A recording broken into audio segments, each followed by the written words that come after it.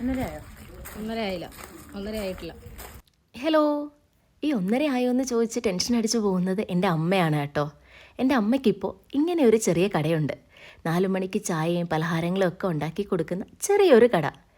8-9 വർഷങ്ങൾക്ക് മുമ്പ് മക്കൾ 2 വളർന്ന് അവനവൻ്റെ കാര്യം നോക്കിപ്പോയപ്പോൾ വീടിനടുത്തൊരു ചേച്ചിയും കൂട്ടുപിടിച്ച് അമ്മ കുറച്ച് ചായക്കടികൾ ഉണ്ടാക്കി കൊടുക്കാൻ തുടങ്ങി. കുറച്ച് മാസങ്ങൾ കഴിഞ്ഞപ്പോൾ ആ ചേച്ചി പരിപാടി നിർത്തി പോയെങ്കിലും അമ്മ അത് കണ്ടിന്യൂ ചെയ്തു. അന്നത് വീടിൻ്റെ അടുത്തുള്ള കുറച്ച് പേർക്ക് മാത്രം അറിയാവുന്ന, അവർ മാത്രം വന്ന് പലഹാരങ്ങൾ വാങ്ങിച്ചു പോകുന്ന ചെറിയൊരു സംരംഭമായിരുന്നു.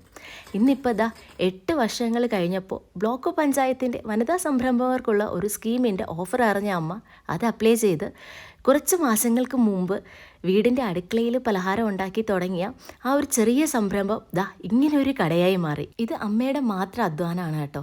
സബ്സിഡിയോടുകൂടി ചെറിയൊരു ലോൺ ഉണ്ടെങ്കിലും അത് അമ്മ ഇവിടുന്ന് കിട്ടുന്ന വരുമാനം കൊണ്ട് അടച്ചു പോകുന്നു. 8 വർഷങ്ങൾ അമ്മ ഒറ്റയ്ക്കാണ് കേട്ടോ ഈ പലഹാരങ്ങൾ ഉണ്ടാക്കി കൊടുത്തുകൊണ്ടിരുന്നത്.